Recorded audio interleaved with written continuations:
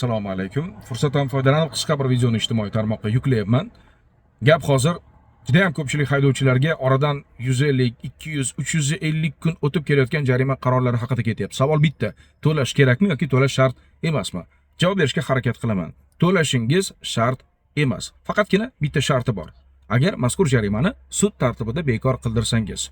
Ikkinchi savolni berishingiz mumkin. Sudda bekor bo'layaptimi bunday mazmundagi jarima qarorlari? Javob beraman. Ha, sud tartibida bekor bo'ldi. Men hozir aynan bitta ish doirasida fikr bildiryapman. Ya'ni uzoq muddatli kechikib kelgan jarima qarorini bekor qilish bo'yicha sud qarori mavjud va bu qarorimizni ijtimoiy tarmoqlarga yuklaganmiz.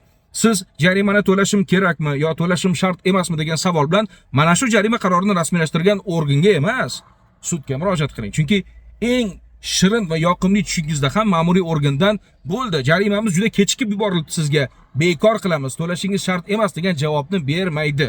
Shu uchun ham bu holatga to'g'ri, odilona, huquqiy baho bera oladigan organga, sudga murojaat qiling. Agar aqlingiz yetsa va vaqtingiz bo'lsa albatta.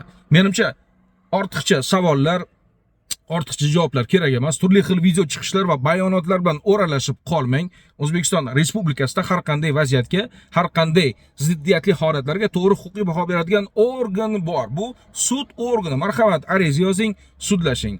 Sud qarori, ya'ni kechikib kelgan jarima qarorini bekor qilish bo'yicha sud qarori bor. Bu borada men sudlarimizdan bir narsani juda ham iltimos qilib qolaman. Konstitutsiyamizda qat'iy qilib belgilab qo'yilgan turli xil o'sha qonunchilikdagi qarama-qarshiliklar va ziddiyatlarni inson foydasiga hal etilishi bilan bog'liq bo'lgan oltin qoidani hayotga tatbiq qilishda aynan siz muhim rol o'ynaysiz va bu borada umid qilamanki, adolatli qonuniy qarorlar soni kun sayin oshib boradi. Kuninglar yaxshi o'tsin, sudlashishdan qo'rqmang. Sudlashganlik uchun, sudga ariza berganlik uchun hech qanday javobgarlik yo'q. Qo'rqmasdan haq huquqingizni sud tartibida himoya qilishingiz mumkin bo'ladi.